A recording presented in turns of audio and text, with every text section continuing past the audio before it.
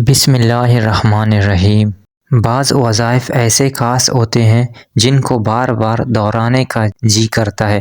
آج سورہ بقرہ کی جن 2 آیات کا وظیفہ بتایا جا رہا ہے، یہ وظیفہ بھی ایسا ہی خاص وظیفہ ہے۔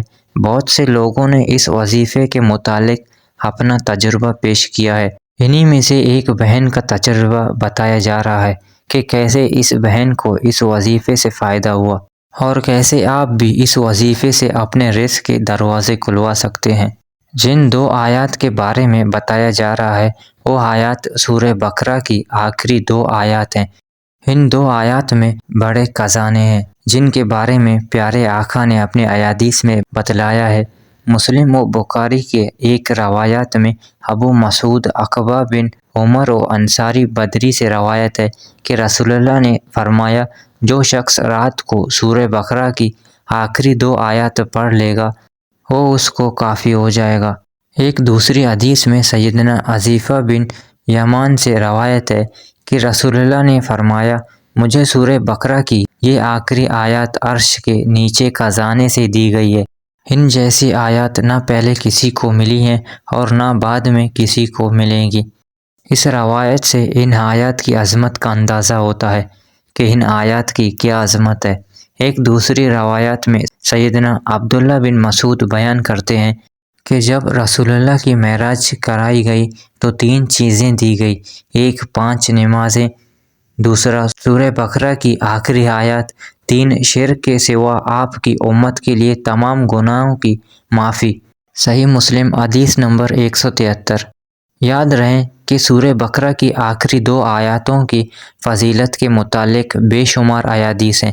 ایک موقع پر آپ صلی اللہ علیہ وسلم نے ارشاد فرمایا، اللہ تعالیٰ نے زمین و آسمان پیدا کرنے سے 2000 سال پہلے ایک تحریر لکھی تھی جس کی 2 آیتوں سے سورہ بقرہ کو ختم کیا گیا۔ یہ 2 آیتیں جس گھر میں بھی 3 روز تک پڑھی جائیں گی، شیطان اس گھر کے پاس بھی نہیں بھٹک سکتا۔ بہوالا ترمذی و نسائی ایک حدیث کا مفہوم ہے کہ رات کو عشاء کے بعد اور سونے سے پہلے جو شخص ان 2 آیتوں کو پڑھ لے گا اس کو تہجد کی برابر ثواب ہوگا۔ گویا اس کو ایسا ثواب ملا جیسے کہ اس نے تہجد کی نماز ادا کی۔ کتنی عظیم ہے یہ فضیلت کہ تہجد ادا کیے بغیر تہجد کا ثواب حاصل ہو جائے۔ یاد رہے کہ یہ اللہ رب العالمین کا یہ فضل عظیم ہے کہ اس نے اپنے بندوں کی اپنی رحمت و مغفرت کے لیے ایسے آسان اسباب مہیا کیے ہیں، اور سورہ بقرہ کی یہ 2 آخری آیات بھی انہی اسباب میں سے ہیں۔ روایات میں آتا ہے کہ حضرت علی فرماتے ہیں، کوئی عقل مند شخص ان 2 آیاتوں کو پڑھے بغیر نہیں سو سکتا۔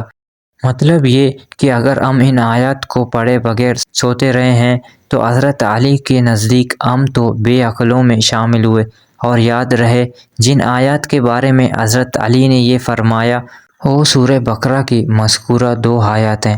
وظیفہ اس کا یہ ہے کہ سورہ بقرہ کی آخری 2 آیات کو عصر کے بعد روزانہ 5 مرتبہ پڑھا جائے اور اول و آخر درود ابراہیم لازمی پڑھا جائے، اور پھر اللہ سے عاجزی سے دعا کی جائے۔